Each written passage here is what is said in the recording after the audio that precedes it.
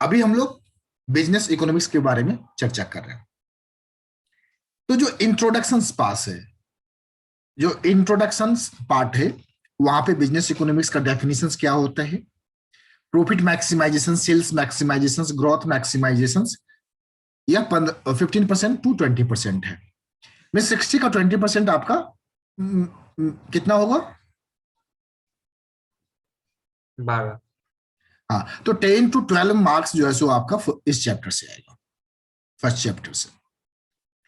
इसका जो major portion है, मेजर पोर्शन जो डिमांड एंड सप्लाई, 35% टू 40%। तो 25 मार्क्स, 20 टू 25 मार्क्स, 24 मार्क्स आपका इस चैप्टर से आएगा, theory of demand and supply and productions. इसके बाद प्राइस डिटर्मिनेशन, मार्केट जो होता है वहां पे 25 टू 30। तो यहाँ पे आपका जो है सो 15 टू 18 मार्क्स जो है सो इन चैप्टर से आएंगे। और एक चैप्टर है बिजनेस साइकिल। बिजनेस साइकिल से भी आपको जो है सो 12 मार्क्स के आसपास, 10 टू 12 मार्क्स आएंगे। अब हम लोग फर्स्ट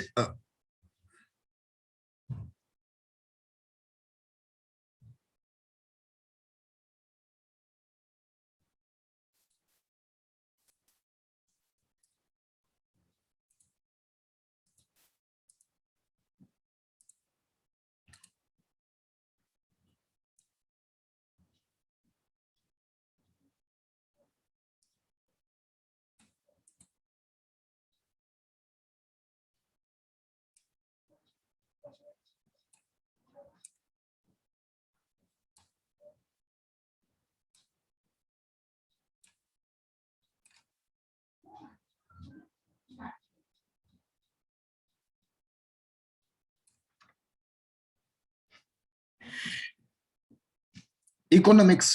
पहली बात, इकोनॉमिक्स का स्टडी और इकोनॉमिक्स से हम क्या सीखेंगे। इकोनॉमिक्स का इंपॉर्टेंस कब आता है, क्यों आता है? आप लोग वन वाई करके, वन वन करके आप मेरे को थोड़ा सा रिप्लाई कीजिए।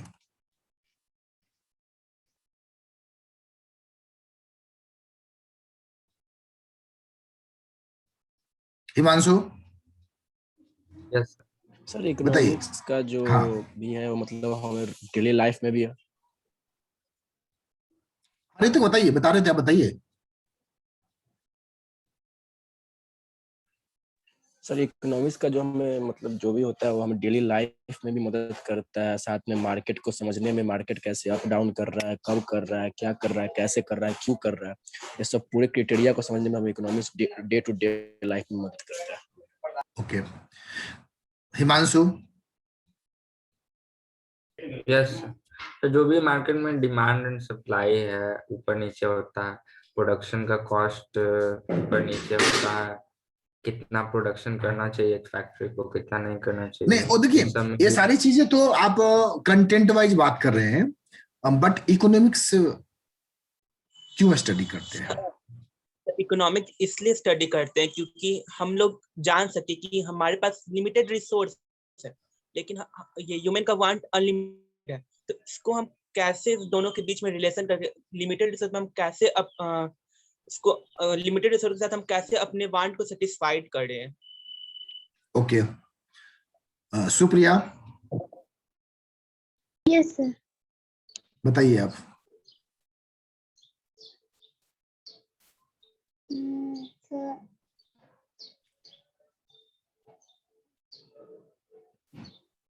सर भी ज्यादा डिटेल में नहीं बता सकते, बस थोड़ा बहुत ही स्टडी किए थे हम। नहीं, तो जितना ही मालूम है उतना ही बोलिए, और अगर कुछ कहना चाहेंगे या फिर मैं आगे बढ़ूं? ये सर आप आगे बढ़िए। हाँ, राहुल गौतम आप बताइए। इकोनॉमिक्स सर ये हमें मतलब डाटा एनालिसिस करने में हेल्प करवाता है, मतलब देश में जो क्या एक्सप्लेन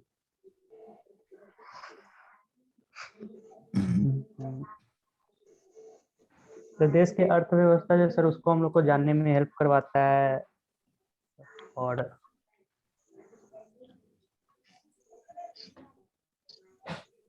सानिध्या आप बताइए, इकोनॉमिक्स हम क्यों स्टडी करते हैं?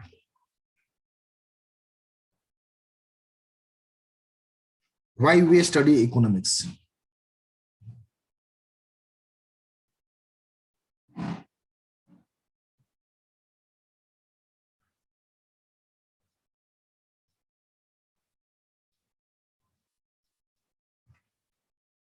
सानिध्य आप सुन पा रहे हैं? ओके, देखिए कहीं ना कहीं अनुराग ने आंसर्स थोड़ा प्रॉपर किया है। थोड़ा क्या मतलब, बिल्कुल मुझे जो सुनना था वो वही बात। इकोनॉमिक्स की स्टडी हम क्यों करते हैं? फर्स्ट ऑफ ऑल, जो एक कुछ बच्चे ने सानिध्य, मैं पूछ रहा था, अगर आप रिस्पॉन्ड करना चाहते हैं, मैं पूछ रहा हूं आपसे, इकोनॉमिक्स क्यों स्टडी करते हैं आप? अनम्यूट कीजिए, तभी आप बता पाएंगे। इनमें हम बढ़ते हैं आगे। तो अनुराग ने कहा लिमिटेड रिसोर्स। हमारे पास जो रिसोर्स अवेलेबल होता है उसका अल्टरनेटिव यूजेज होता है। समझिए, पूरे इकोनॉमिक्स को अभी 2-3 शब्दों में हम लोग समझने की कोशिश करेंगे। इंपॉर्टेंस वहां उस बात पे फोकस करना है। इकोनॉमिक्स क्या होता है? हमें बताता है जो हमारे पास जो रिसोर्स अवेलेबल है और हमारी जो विशेष है, हमारे जो वांट्स हैं, अनलिमिटेड है। तो इन दोनों के बीच में हम कैसे सामंजस्य करें और मैक्सिमाइजेशन करें। राहुल, तुम तो बिल्कुल यार ये सारी चीज तुमको पढ़ाया हुआ है और तुमने रेस्पॉन्ड नहीं किया सही से। याद नहीं रखोगे बच्चा तो बड़ा मुश्किल है। एक डेफिनेशंस देखो, और फादर ऑफ इकोनॉमिक्स किसको कहा जाता है? एडम स्मिथ को। एडम स्मिथ को। Okay, Adam Smith. Okay, modern definitions किसने दिया है? Marshall Marshall Marshall. नहीं, उनके बीच क्या है? मॉडर्न डेफिनेशंस रॉबिन्स ने दिया है, रॉबिन्स साहब ने दिया है। रॉबिन्स साहब कहते हैं इकोनॉमिक्स इज द साइंस। मिस इकोनॉमिक्स एक साइंस है। Economics is the science which studies human behaviour as a relationship between ends and scarce. Ends and scarce means हमारे पास जो संसाधन है स्केयर्स है। स्केयर्स मतलब क्या समझते हैं? बहुत पर्याप्त मात्रा में नहीं है। मींस रिसोर्सेज हमारे पास लिमिटेड है। स्केयर्स रिसोर्सेज, और हमारे पास जो वांट्स है अनलिमिटेड है। अभी एक एग्जांपल लेते हैं कोल का। कोल का समझते हैं ना, कोयला। Yes. हमारे पास कोल का यूज करने के बहुत संसाधन है, अल्टरनेटिव यूज है ना कोल का। एक कोल बीसीसीएल से जब निकलता है तो उसका यूज बहुत सारे पर्पज से किया जा सकता है। ये कोल का मेडिसिन बनने में भी यूज होता है। रेलवे को चलाने में हो सकता है, इंडस्ट्री को चलाने में हो सकता है, फैक्ट्री को चलाने में हो सकता है, घर में खाना बनाने में हो सकता है। डिफरेंट यूजेज है। अब हमें किससे मैक्सिमम यूजेज, हमारे पास जो रिसोर्स है उसका कैसे यूटिलाइजेशन करें जिससे हमें मैक्सिमम बेनिफिट्स मिले। अब नेचुरल रिसोर्सेज जैसे आयरन ओर है। आयरन ओर समझते हैं ना, खनिज पदार्थ जिससे बहुत सारे आपको स्टील बनते हैं, कॉपर बनते वहां से निकलते हैं। तो हमारे पास जो रिसोर्स है उसको बेस्ट यूटिलाइजेशन हम कैसे करें। एक और दूसरी भी चीज है, मतलब लिमिटेड रिसोर्स। हमारी लाइफ में भी टाइम जो है सो 24 आवर्स ही होता है। अभी मान लीजिए हम यहाँ पे बैठ के आपको संवाद कर रहे हैं, कम्युनिकेट कर रहे हैं, इकोनॉमिक्स बताने की कोशिश कर रहे हैं। तो यहाँ पे भी मॉनेटरी फैक्टर्स हैं और हमारे पास इस टाइम जो अवेलेबल था, इस टाइम को कहीं और यूज भी कर सकते थे, कर सकते हैं। तो इकोनॉमिक्स हमें यही बताता है जो हम अपने टाइम को बेस्ट यूटिलाइजेशन कैसे करें। टाइम या रिसोर्स को, जो सर्विस में है उसके लिए टाइम ही रिसोर्स है।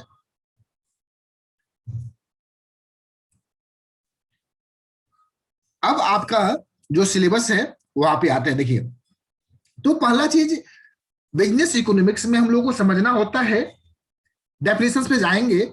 इसको मतलब जो स्कोप है, माइक्रो इकोनॉमिक्स और मैक्रो इकोनॉमिक्स। माइक्रो का मीनिंग समझते हैं? माइक्रो का मीनिंग क्या होता है? इंडिविजुअल। इंडिविजुअल। इंडिविजुअल। माइक्रो मतलब छोटे लेवल पे, छोटे लेवल। छोटे पैमाने पे, इंडिविजुअल लेवल पे। एक प्रोडक्ट का डिमांड सप्लाई की जब हम बात करते हैं तो माइक्रो लेवल की बात करते हैं। मैक्रो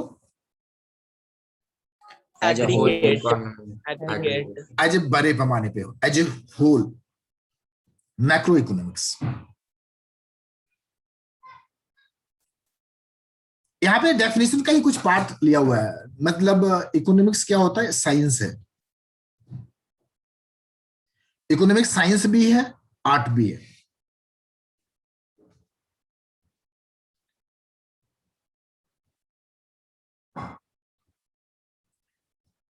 आप लोग का एमसीक्यू में कुछ चीजें यहां से कवर अप इकोनॉमिक्स को बताया गया है, या एक ग्रीक वर्ड से लिया गया है। तो आपको पूछ सकता है एग्जाम में, इकोनॉमिक्स वर्ड कहां से डराइव हुआ है? Greek, German, French? तो आपको बताना है ग्रीक वर्ड है। इकोनॉमिक्स क्या है? एक ग्रीक वर्ड है जिसका ग्रीक वर्ड का मीनिंग होता है ओकोनोमिया। ओकोनोमिया जिसका मीनिंग होता है हाउस होल्ड।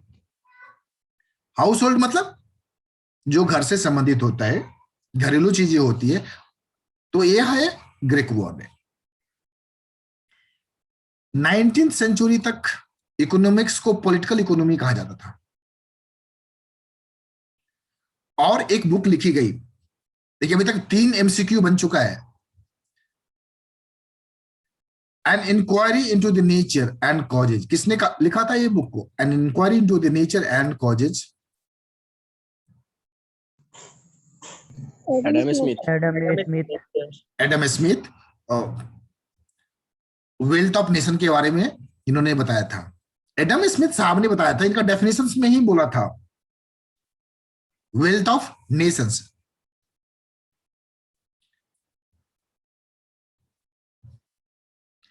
और first modern work of economics था।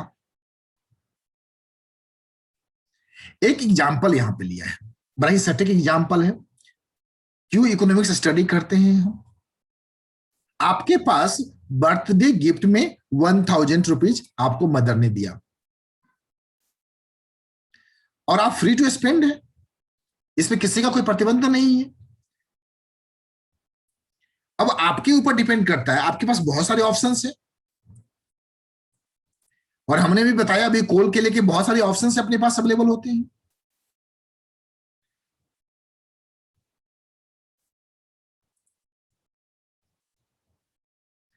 तो पहला, आप एक पार्टी दे सकते हैं, जो अक्सर बर्थडे पार्टी पे हम लोग, बर्थडे में गिफ्ट मिलता है प्लस हम फ्रेंड को पार्टी देते हैं, और पार्टी देने में सारा का सारा पैसा आप खर्चा कर सकते हैं। कुछ होंगे जो भाई दोस्त को पार्टी नहीं देना है, ड्रेस खरीद लेंगे, गिफ्ट मिलेगा, पैसे मिलेगा पेरेंट्स से तो ड्रेस खरीदेंगे। कुछ होगा जो मूवी जाएंगे, और एकदम सटीक बात है, प्रैक्टिकली यही होता ही है, मूवी भी जाएंगे और प्लस वहां बैठ के रेस्टोरेंट में भोजन भी कर लेंगे। और मेरे टाइप का जब होगा तो किताब खरीद लेगा। तो अब डिपेंड करता है जो आपके पास 1000 रुपीज को आप कैसे यूटिलाइज करते हैं। मैक्सिमाइजेशन करते हैं कि वहीं पे काफी उसको प्रोमोट करते हैं। और एक रिसोर्स का अल्टरनेटिव यूजेज है, बहुत सारे यूजेज है, और इकोनॉमिक्स के अंदर में हम मैक्सिमाइजेशन ऑफ वेल्थ सीखते हैं। जो रिसोर्स अवेलेबल है उस पे और इजाफा हो, मींस वेल्थ इकोनॉमी, मतलब इकोनॉमिक्स के द्वारा अगर प्रॉपर इकोनॉमिक्स का यूटिलाइजेशन होता है तो किसी कंट्री का उसकी वेल्थ डेवलप करे, ग्रोथ करे, इसके बारे में इकोनॉमिक्स बताता है। तो अभी आपने क्या नोटिस किया, जो बहुत सारे ऑप्शंस अवेलेबल है और आपके पास चॉइस भी है, और इकोनॉमिक्स चॉइस का ही खेल है। इकोनॉमिक्स चॉइस का खेल है, क्योंकि एवरी रिसोर्स का अल्टरनेटिव यूजेज है। क्या है? अल्टरनेटिव Alternative और अल्टरनेटिव यूज की वजह से ही चॉइस क्रिएट होता है। अगर अल्टरनेटिव यूज ना होता तो चॉइस क्रिएट होता क्या? No sir. ओके, तो you would like to spend not only on your friends, but बहुत सारे ऑप्शंस थे, रेस्टोरेंट जाना, ड्रेस खरीदना, और आप सेव करके बैंक डिपॉजिट भी कर सकते हैं पैसा को, किताब खरीद सकते थे। बट आगे कह रहा है क्या, however you can not have all of them at the same time. क्या 1000 से सारे इच्छाएं पूरा कर सकते थे आप? No, sir. No sir. तो मतलब डिजायर जो होता है, डिजायर, यहाँ पे देखिए अल्टरनेटिव यूजेज एंड डिजायर, दो बातें निकल के आई, choice, alternative usages and desire. Economics का पूरा अभी मतलब अब जो मूल मंत्र है ना, उस पर हम लोग फोकस कर रहे थे, डिजायर। अब डिजायर हमारे पास क्या है? The unlimited है, मतलब बहुत डिजायर नहीं, डिजायर अनलिमिटेड है। रिसोर्स आपके पास लिमिटेड है। आपके पास रिसोर्स क्या है? यहाँ पे रिसोर्स गिवन केस में रिसोर्स क्या है आपके पास? लिमिटेड 1000। 1000, गुड। तो रिसोर्स इज लिमिटेड। अगर अनलिमिटेड रिसोर्स होता तो इकोनॉमिक्स की जरूरत ही नहीं पड़ती। कोई इकोनॉमिक्स का स्टडी करने का कोशिश ही नहीं करता। अपार संपदा जिसके पास होगा, और वो खत्म नहीं होने वाला हो, अलाउद्दीन का चिराग जिसके पास होएगा, तो वो alternative use, desire, unlimited, limited के चक्कर में जाएगा ही नहीं। रिसोर्स आपके पास 1000, अल्टरनेटिव यूजेज है इसका, और डिजायर आपके पास तो देख रहे हैं। और इसके अलावा भी बहुत सारे डिजायर हो सकते हैं। किसी को अमेरिका जाने का मन हो सकता है, अब पिकनिक ही मनाना है, पार्टी ही देना है, तो इंडिया में नहीं देके सोचेगा भाई मॉरिशस जाए, मॉरिशस में पिकनिक बना के आवे। अब अनुराग और हिमांशु को ही देख लीजिए, दोनों अगर शादी करता है तो सोचता है भाई स्विट्जरलैंड जाके,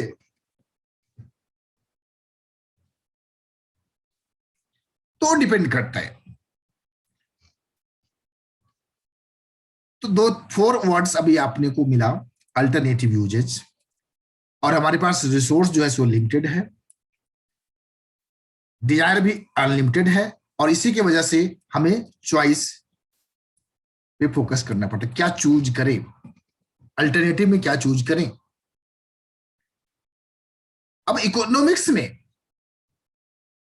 हम ये बेस्ट अल्टरनेटिव ऑप्शंस कैसे चूज करें जिससे हमारा वेल्थ का मैक्सिमाइजेशन हो। एक आगे इसी को कंटिन्यू कर रहा है, अगर मदर अगर 2000 देता तो क्या होता, डिजायर थोड़ा सा और बड़ा वाला हो जाता। तो अगेन फिर भी डायलेमा रहता है। आपको डायलेमा का मतलब समझते हैं? उलझन। डायलेमा मतलब कंफ्यूजन। हाँ, उलझन। डायलेमा मतलब किम कर्तव्य विमूढ़ कहा जाता है इसको हिंदी में, एकदम शुद्ध हिंदी बोले तो मीन्स आपको क्या करे क्या ना करे ये सोच नहीं पाते हैं, क्या अच्छा है क्या बुरा है, मतलब डायलेमा में फंसे हुए हैं, क्या करे और क्या ना करे, उलझन है।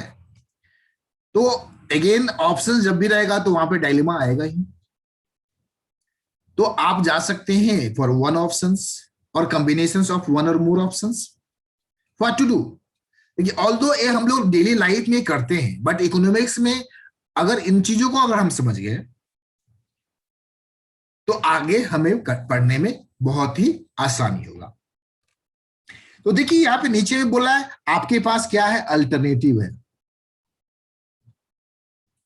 लास्ट में बताने की कोशिश कर रहा है, जो हमने पहले ही चर्चा कर लिया, आपको ये इस एग्जाम्पल के द्वारा यह बुक आपको बताने का कोशिश कर रहा है, जो आपको अल्टरनेटिव देखना है, फिर उसमें से चूज करना है जहां से आपको ग्रेटेस्ट सेटिस्फैक्शन मिले।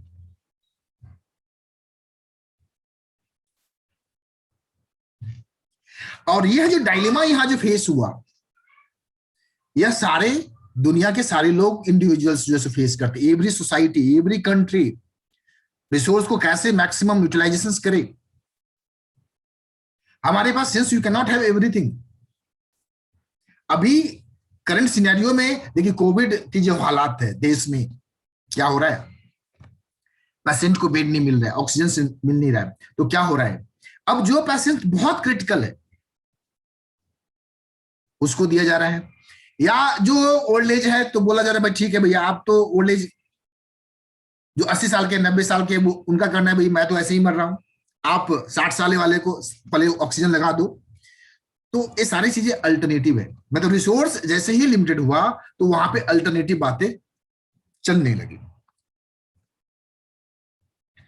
और चॉइस है, इसीलिए हम चूज करते हैं satisfy only some of our wants, living many other unsatisfied.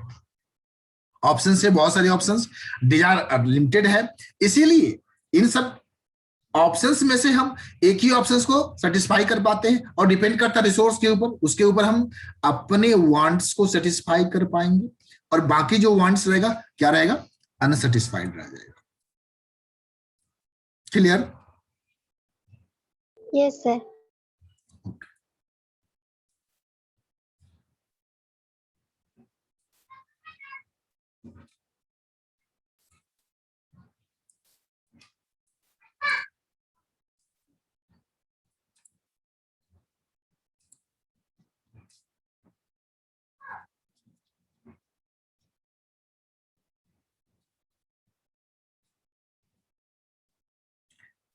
देखिए, आपके पास बुक है क्या, अवेलेबल है? Yes Yes, sir. जिन Yes, बच्चों sir. के पास, स्टूडेंट्स के पास बुक है, तो यहाँ पे जो मैंने 4 आप बुक पे लिख लीजिए, क्योंकि पुनः याद नहीं रहेगा। तो अभी हम लोगों ने जो स्टडी किया, ये अंडरलाइन कर लीजिए, अल्टरनेटिव, चॉइस, तो जो शब्द है एक्चुअल बुक आपके पास है तो वहां पे बगल में रखिए और वो अंडरलाइन कर लीजिए, जिससे जब आप रीडिंग देने जाएंगे तो उस वर्ड को फोकस कर पाएंगे। और इस पेपर में नहीं, सारे पेपर्स में ऐसा करेंगे आप।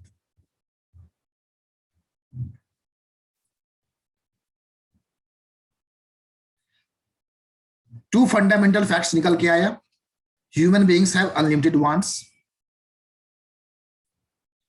और इस वांट्स को सेटिस्फाई करने के लिए हमारे पास अनलिमिटेड वांट्स है, और रिसोर्स क्या है, स्केर्स है।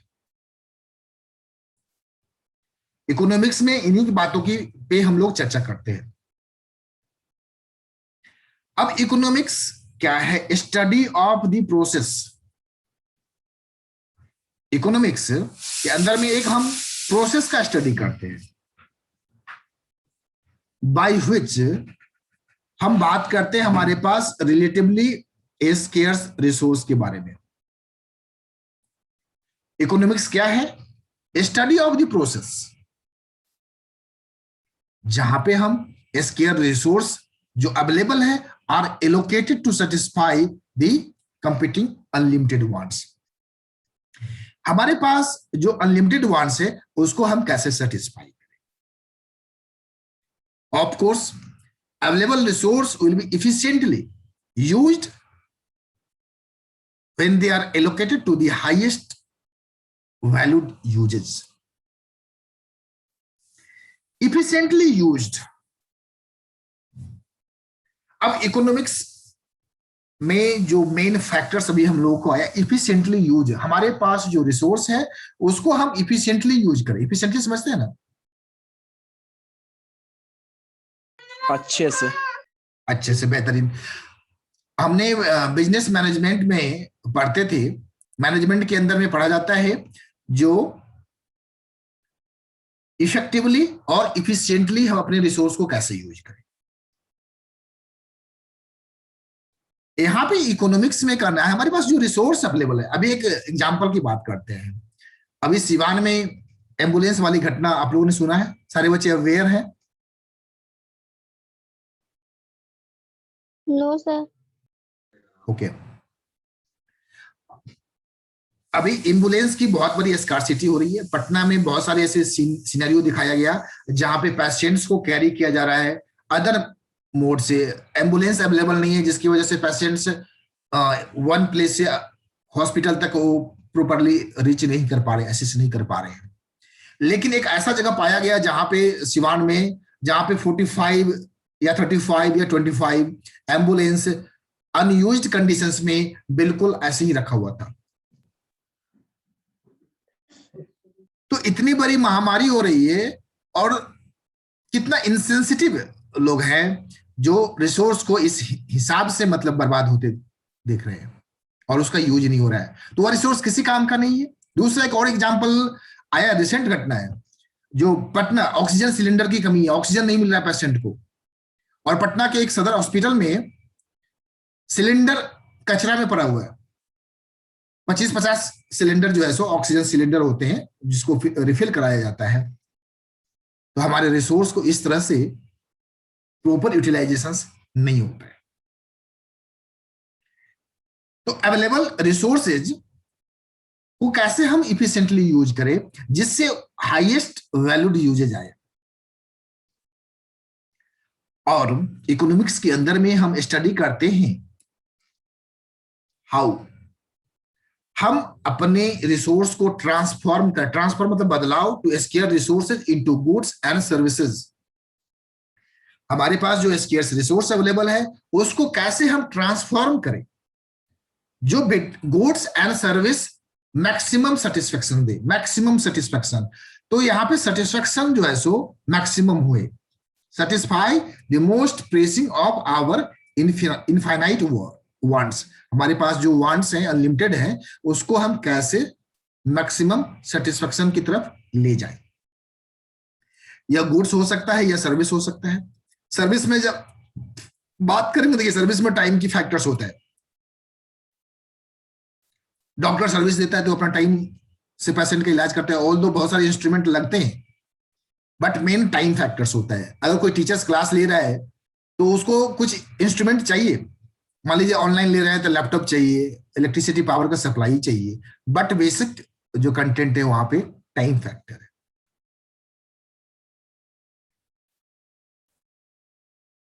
तो यहाँ पे कह रहा है डेफिनेशंस ऑफ इकोनॉमिक्स में नैरो फोकस जब हम करते हैं तो यहाँ पे पुनः वही बात होती है, स्केयर रिसोर्स।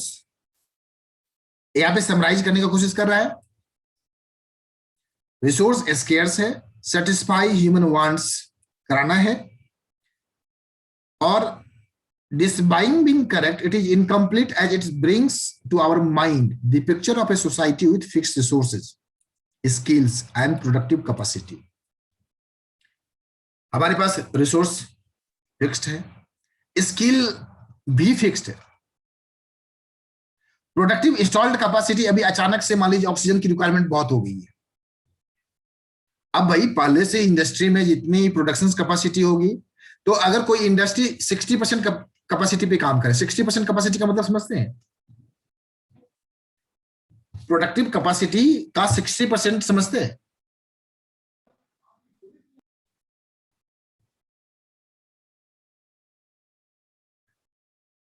अनुराग,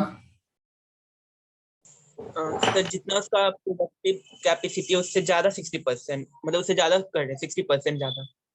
नहीं नहीं नहीं नहीं, कैपेसिटी से ज्यादा तो कभी कोई कर ही नहीं सकता है। कर सकता है क्या? आपकी कैपेसिटी है, उस कैपेसिटी से ज्यादा कुछ कर सकते हैं क्या? हर कोई की एक मैक्सिमम कैपेसिटी होती है। ट्रेन की मैक्सिमम कैपेसिटी किसी भी, अगर बाइक की बात करें, बाइक चलाते हैं आप? Yes sir. तो बाइक पे जो मीटर होता है, कितना मीटर राउंड में लिखा रहता है? राउंड में 250 मीटर तक जाता है। 250 या 180 रहता है? सर 200 का भी अब आया है ना सर, 250 तक का भी जाता है। अच्छा 200, लेकिन नॉर्मल बाइक मुझे लगता है 180 या 160 का रहता है। हाँ यस 180 रहता है। यस। तो अब देखिए बाइक की मैक्सिमम कैपेसिटी हो गई स्पीड 180, तो क्या हम 180 पे चलाते हैं?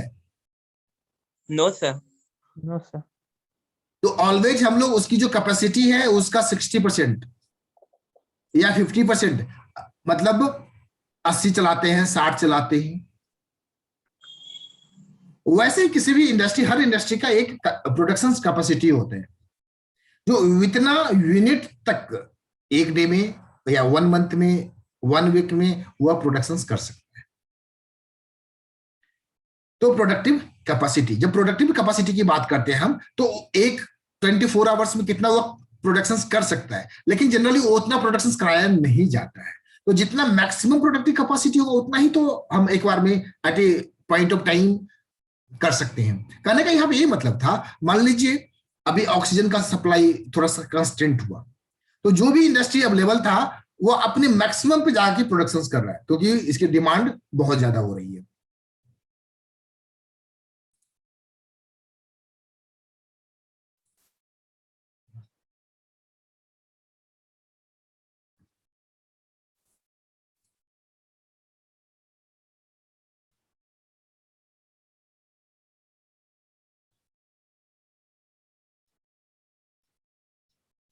अभी हम लोग अब एक वर्ड पे जो फोकस कर रहे थे, बात भी कर रहे थे, प्रोडक्टिव कैपेसिटी।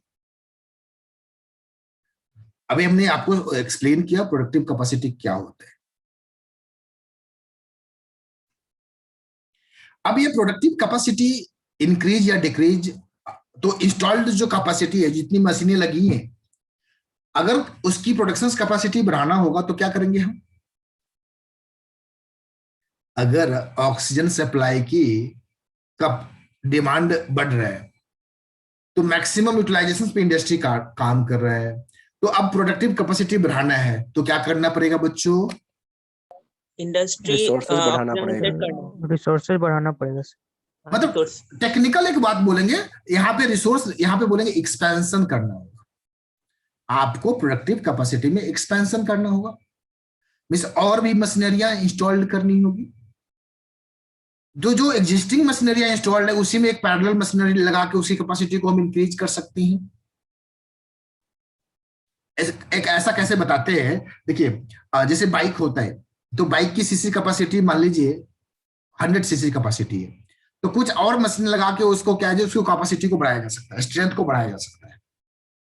वैसे ही एग्जिस्टिंग प्रोडक्ट जो प्रोडक्टिव कैपेसिटी है उसमें आप सिमिलर कुछ और इंस्ट्रूमेंट लगा के उसी कैपेसिटी को बढ़ा सकते हैं, एक्सपेंशन कर सकते हैं, या एक सिमिलर यूनिट आप पैरेलल यूनिट और इंस्टॉल करके उसी कैपेसिटी को बढ़ा सकते हैं। ठीक है, अभी हम लोग कोविड-19 पे प्रोडक्शन कैपेसिटी, ऑक्सीजन सप्लाई पे बात कर रहे हैं। अब दूसरी बात आती है, क्या हम अभी चाहे जो हम प्रोडक्शन कैपेसिटी को इंक्रीज कर लेंगे? अगर चलो माना हमारे पास मशीनरी अवेलेबल था और हमने इंस्टॉल्ड कैपेसिटी अपनी बढ़ा ली, तो अब क्या दिक्कत आएगी?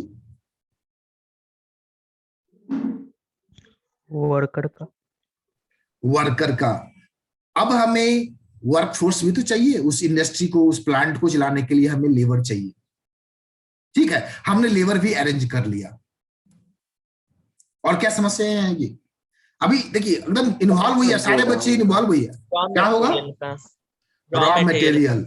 एकदम ऐसा नहीं है रे भैया, हम फैक्ट्री लगा लेंगे और सारी समस्या का समाधान हो जाएगा। लेबर चाहिए, समस्या देखिए, इंस्टॉल्ड हमने इंस्टॉल्ड कराया, अब लेबर की समस्या आएगी।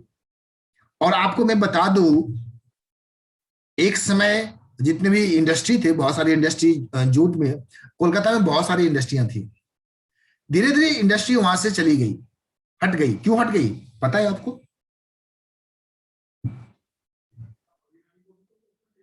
नहीं पता sir. Labour issue. Labour issue West Bengal में दिखते हुए नाम सुने आप लोग? व्हाट?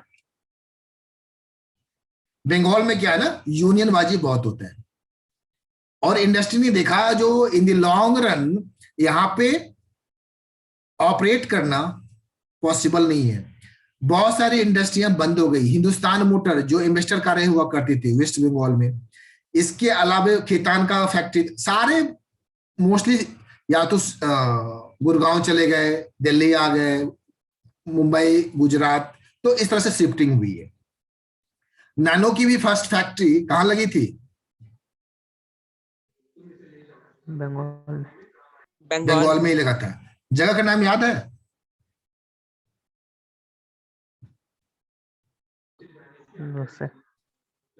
ओके।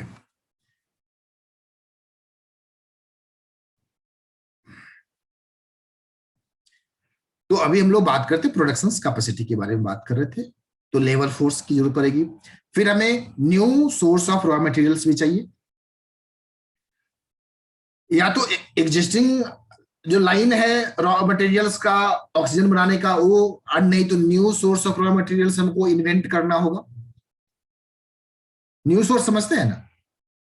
अभी जो हम इंस्टॉल्ड कैपेसिटी में जो सोर्स यूज कर रहे थे, अब कुछ नया सोर्स, क्योंकि वो सोर्स उतना ही अवेलेबल है, तो new source of raw materials.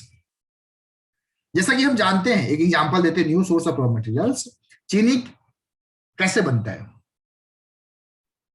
Sugar के एक so, मोस्टली हम लोग जानते हैं गन्ने से बनता है, लेकिन गन्ने के अलावे भी बहुत सारे ऐसे मटेरियल हैं उससे भी बनते हैं। ये मालूम है आप लोग को? यस सर, गुड़ से भी बनता है। नहीं, गन्ने से ही तो गुड़ बनता है, गुड़ से ही तो चीनी बनता है भाई। सब बीट रूट से बनता है क्या? हाँ, बीट तार रूट, वाला गुड़। हाँ, चुकंदर जैसे हो गया। तो बहुत सारे ऐसे अल्टरनेट मटेरियल्स हम लोग यूज करते हैं रॉ मटेरियल में, और इन्वेंशंस होता रहता है जो भाई ये स्कार्सिटी हो गया, अब कुछ नए मटेरियल्स ऐसे चूज किया जाए। जैसे अभी मान लीजिए पेट्रोल की बहुत बड़ी स्कार्सिटी है, दाम बढ़ रहा है, तो अल्टरनेट रॉ मटेरियल खोजा जा रहा है जो भाई जिसे गाड़ी को चलाया जा सके। तो यहाँ पे हम लोग बात कर रहे थे बच्चों प्रोडक्टिव कैपेसिटी। हमने कैपेसिटी को बढ़ा लिया, बढ़ाने के बाद लेबर चाहिए, न्यू मटेरियल चाहिए, और बेटर प्लांट तो हमने लगाया ही, अभी तो जस्ट बात ही किया बेटर प्लांट एंड इक्विपमेंट। अब इतना से काम पूरा हो जाएगा क्या?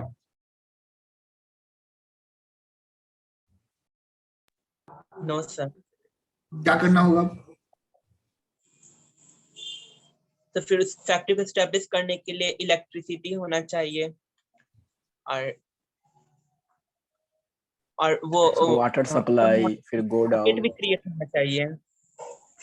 ओके, लेकिन वन जो फैक्टर है, अभी हमने जो इंस्टॉल्ड कैपेसिटी है उसमें इंक्रीज किया, लेकिन हमको फोकस रहना है बच्चों मैक्सिमाइजेशन ऑफ रिसोर्स पे। तो अब हम अल्टरनेटिव वे खोजेंगे, जो हमारे पास जो रिसोर्स अवेलेबल है, इंस्टॉल्ड कैपेसिटी है, इसको टेक्नोलॉजिकली हम कैसे यूज करें जो मैक्सिमम से maximum number of unit output हम दे सके। तो इसके लिए क्या करना पड़ेगा? क्वांटिटी पे focus, quantity of available product resources, और हमें न्यू टेक्नोलॉजी की ओर जाना पड़ेगा। बेटर एजुकेशन एंड हमें न्यू स्किल एक्वायर करना पड़ेगा। हमारे पास जो अवेलेबल लेबर फोर्स है उसको टेक्निकली साउंड करना होगा, उसकी प्रोडक्टिविटी को बढ़ाना होगा। Productivity of labour force, new skills. Connect कर पा रहे हैं अपने आप को? देखिए, एक प्रोडक्टिव कैपेसिटी को हम न्यू रिसोर्स के बाद कैसे, अब आया बात जब जो रिसोर्स अवेलेबल है हम मैक्सिमम से मैक्सिमम कैसे आउटपुट दें। तो ऑब्वियस सी बात है, हमारे पास लेबर जो अवेलेबल है। अभी रिसेंटली एक मैटर आया जो भैया कोविशील्ड का जो वैक्सीनेशन हो रहा है उसमें कुछ वेस्टेज भी हो रहा है। वेस्टेज होने के बहुत सारे कारण हो सकते हैं। मान लीजिए प्रॉपर ओपनिंग नहीं हो रहा है, या सिरिंज में दवा लेने के वक्त जो है सो इंजेक्ट करने में कहीं ना कहीं सिरिंज फंस जा रहा है, तो वो वैक्सीनेशन वेस्ट कर दिया। तो और अभी क्या हो रहा है, मान लीजिए जो लोग अवेलेबल है उनको मिल नहीं रहा इंजेक्शन, स्कार्सिटी है। तो अब तो सरकार प्रयास कर रही है जो वैक्सीनेशन देने वाले को प्रॉपर ट्रेन करे, जैसे वैक्सीनेशन का जो वेस्टेज है उसको मिनिमाइज किया जा सके। तो लेबर फोर्स को प्रोडक्टिविटी करना होगा और डिस्कवर करना होगा new kinds of natural resource. अब यहां से निकल के मैं एक एग्जांपल देता हूं। Banking service. डियर, आपने तो नहीं देखा है, अगर देखा होगा तो बहुत ही कम समय देखा होगा। हम लोगों ने देखा है बैंकिंग सर्विस, एक चेक को इनकैश करने के लिए, कैश निकालने के लिए बैंक में 3 घंटे का समय लगता था, मिनिमम 2 आवर्स अगर एसबीआई बैंक है तो, या कोई भी गवर्नमेंट बैंक है। इतने भीड़ हुआ करते थे, खासतौर से 1 से 5 तारीख के बीच में या 10 तारीख तक तो आप जाओगे तो बैंक में तो इन करना मुश्किल है, खड़े रहने का मतलब बैठने का सोचो ही मत, खड़े होने की जगह नहीं है। और दैट टाइम एक काउंटर पे टोकन लेना होता था, आप मतलब आपका जो स्लिप है उस स्लिप जमा करो, वो एक टोकन देगा, उस टोकन के बाद आपको काउंटर पे जो है सो कॉल करेगा और 20वां नंबर आएगा, 30वां नंबर, 40वां नंबर, आप बैठे रहो, इंतजार करते रहो। वह बैंकिंग सर्विस भी हम लोगों ने देखा है। धीरे धीरे बैंकिंग सेगमेंट में रिवोल्यूशन हुआ, एटीएम आया तो बहुत सारे लोग तो बैंक से भीड़ कमना चालू हो गया, तो लोग पैसा निकालना एटीएम से चालू कर दिए।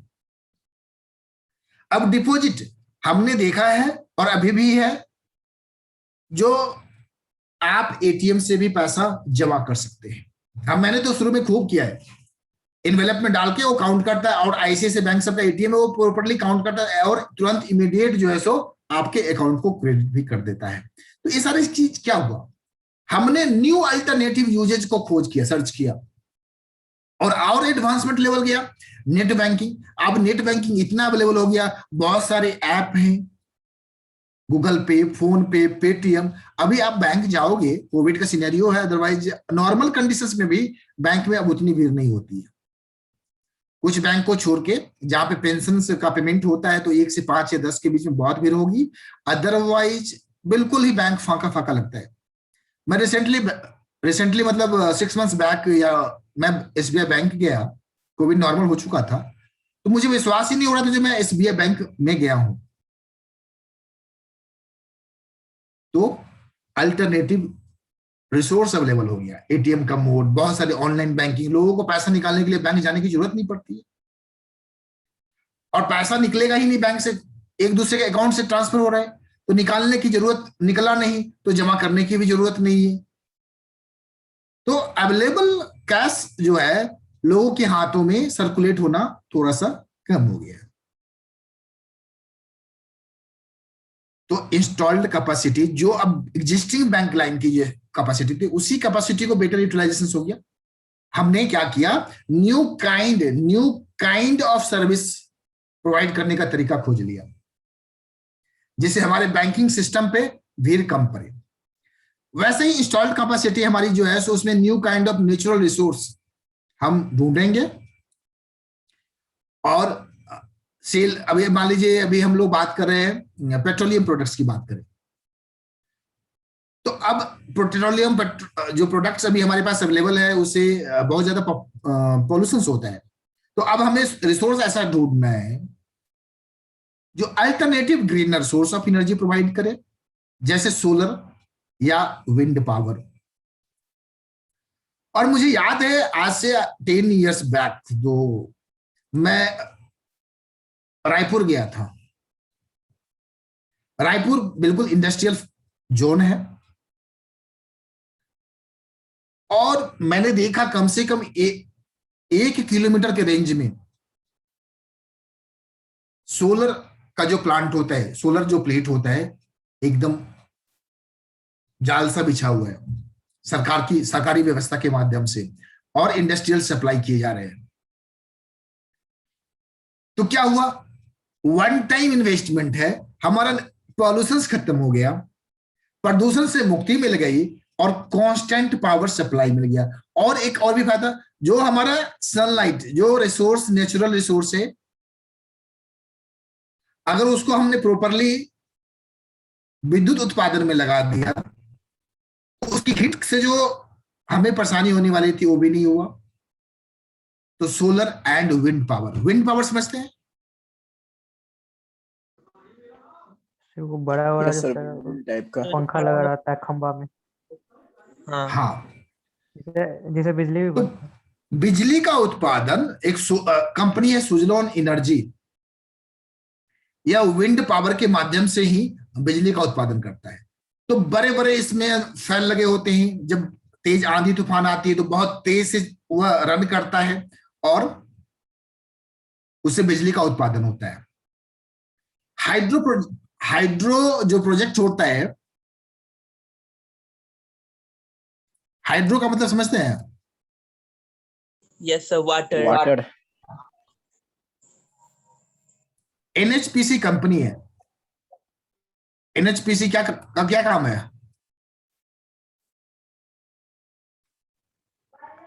इलेक्ट्रिसिटी।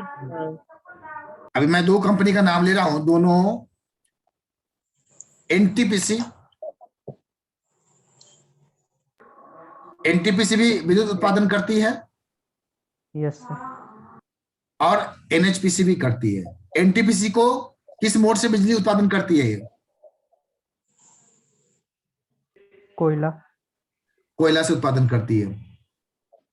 लेकिन एनएचपीसी जो है सो हाइड्रो सिस्टम से उत्पादन करती है। एक इसमें होता क्या है, और एक घटना रिसेंटली घटा भी था उत्तराखंड में, जो बांध टूट गया था, पानी वाटर का जो था उसे बहुत, तो एनएचपीसी जो वाटर के माध्यम से कैसे उत्पादन करती है, बांध वाटर को स्टोरेज करती है और बहुत हाइट से, बहुत ऊंचाई से नीचे की ओर गिराता है, और वहां पे बड़े बड़े मशीन्स लगे रहते हैं गोल का।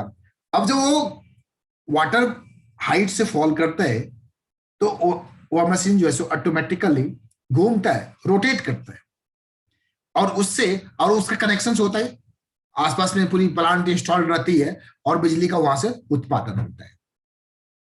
तो ये सारी चीज क्या, देखिए बिजली का उत्पादन एनटीपीसी भी कर रही है, एनएचपीसी भी कर रही है, सुजलॉन भी कर रही है। तो ऐसा क्यों, अल्टरनेटिव क्यों हमें जरूरत पड़ा? सोलर, अभी सोलर से बहुत बिजली का उत्पादन हो रहा है। और मुझे याद है जब मेरे गांव में, विलेज में इलेक्ट्रिक सप्लाई नहीं थी तो मैं सोलर यूज करता था उस समय में। मुझे याद है जब मैं स्टूडेंट था, जब मैं गांव आता था तो बिजली की सप्लाई बिल्कुल नहीं थी। दैट टाइम सोलर लाइट का भी उतना कंसेप्ट बहुत ज्यादा डेवलप नहीं था, और मुझे आइडिया भी नहीं था जो सोलर लाइट। जब मैं फाउंडेशन के बाद इंटर लेवल में था तो उस समय में पेट्रोमैक्स होता है, मतलब गैस वाला आ चुका था, तो उसको भरा के 2-3 रखा था, और उसको रिफिल करके मैं जब नाइट स्टडी करना होता था तो उसे स्टडी करता था। क्योंकि ऐसा आदत से हो गया था, ललटेन की लाइट से या छोटे लाइट से दिखता नहीं था, क्योंकि आदत से हो गई थी सारे में रहने की। बट आज के डेट में फर्क नहीं पड़ता है। अभी देखिए गांव भी जाता हूं तो लाइट 24 आवर्स अवेलेबल रहते हैं, समय बदल गया। तो मैक्सिमम लोगों तक कैसे अवेल हो सके, तो इसके लिए हमने क्या किया, सरकार ने क्या किया, source of energy different mode से प्रोडक्शंस करना चालू कर दिया। मींस हमारी जो प्रोडक्शन कैपेसिटी थी उसको बढ़ा दिया। अल्टरनेटिव मतलब प्रोडक्शन कैपेसिटी को बढ़ा दिया। कैसे? हमारे पास जो रिसोर्स अवेलेबल थे, new resource, kinds of new resource create करके। क्लियर?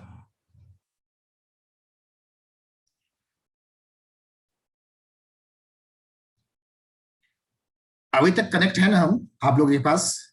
डिसकनेक्ट नहीं हुए ना? यस नहीं। सर है। ओके।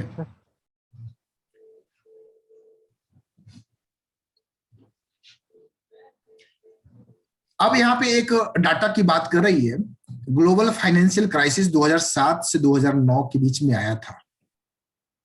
हमने देखा भी था, दिस टाइम ही हम क्वालिफाई हुए थे। तो 2008 में बहुत बड़ा मार्केट, और 2008 में सरकार आई थी मनमोहन साहब का, तो मार्केट जो है सो अप हुआ।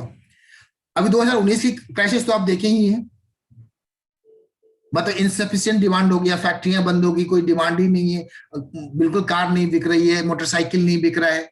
क्या बिक रहा है? तो दवा, मेडिसिन बिक रहा है और खाने का सामान बिक रहा है। कोई कुछ नहीं खरीद रहा है, कोई टीवी नहीं खरीद रहा है, कोई फ्रिज नहीं खरीद रहा है, कोई वॉशिंग मशीन नहीं खरीद रहा है। सिर्फ और सिर्फ क्या खरीद रहा है? भोजन, राशन और दवा। अभी भी वही हाल है।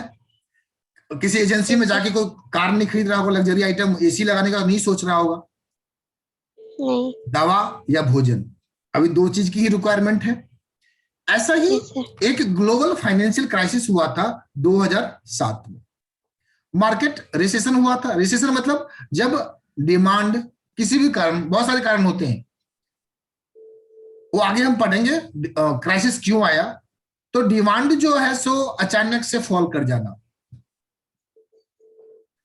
किसी चीज का डिमांड जब अगर बढ़ जाता है तो मार्केट में उसको बोलते हैं हम लोग पीक पे आ गया, बहुत अच्छा मार्केट है।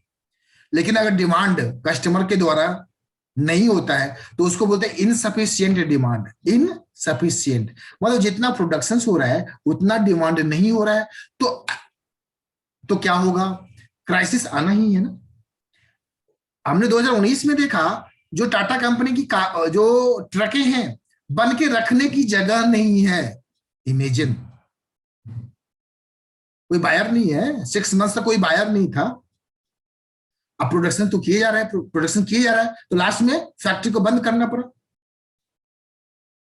जब फिर मार्केट में डिमांड आया, स्पेस कम हुआ, तो अब कोई भी चीज कोई भी प्रोडक्शन करता जाएगा करता जाएगा करता जाएगा और उसकी मांग ही नहीं होगी तो उसके पास रिसोर्स कहां से आएगा, सैलरी कहां से पेमेंट करेगा अपने एम्प्लॉइयों को।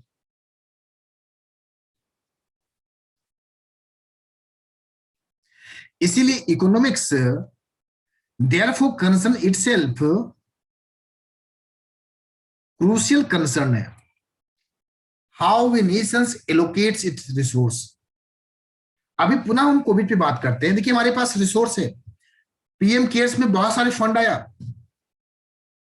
बट उस फंड को यूटिलाइजेशन प्रॉपर किया गया या नहीं किया गया, इस बात से प्रतीत होता है जो after 1 years again same problem आया और हम उसको प्रॉपर हैंडल कर पाए कि नहीं कर पाए, उसकी जो डिमांड आई उसको हम मीट कर पाए कि नहीं कर पाए।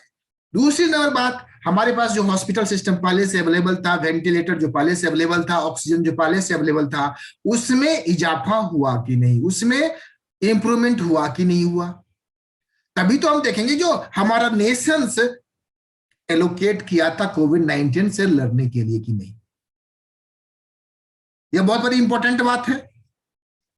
और किसी भी कंट्री का डेवलपमेंट इस बात पे डिपेंड करता है जो नेशंस जो है सो हमारा जो गवर्नमेंट का जो बजट प्लानिंग है वह डेवलपमेंट की ओर जो रिसोर्स अवेलेबल है उसको एलोकेट कर रहा है कि नहीं कर रहा है। एजुकेशन पे कितना कर रहा है, डिफेंस पे कितना कर रहा है, लग्जरी पे कितना कर रहा है, विधायक पे कितना कर रहा है, एमएलए पे कितना कर रहा है, उसके सुख सुविधा पे कितना कर रहा है। तो ये सारी बातें बजट प्लानिंग से निकल के आती है। तो nation allocates it's resources, scarce productive resources to various uses.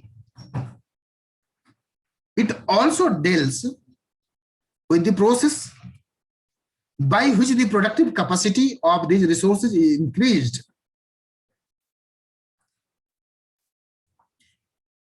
अभी अचानक से आपने सुना होगा, टीवी अगर देखते होंगे या खबर पढ़ते होंगे, जो ऑक्सीजन की सप्लाई जो भी था उसको इंक्रीज किया गया। हर कोई ने जहां भी नहीं भी होता था वहां पे रिसोर्सेज को बढ़ाया गया। अगर यह काम पहले से किया हुआ रहता तो आज इतनी जो मौतें हुई नहीं होती।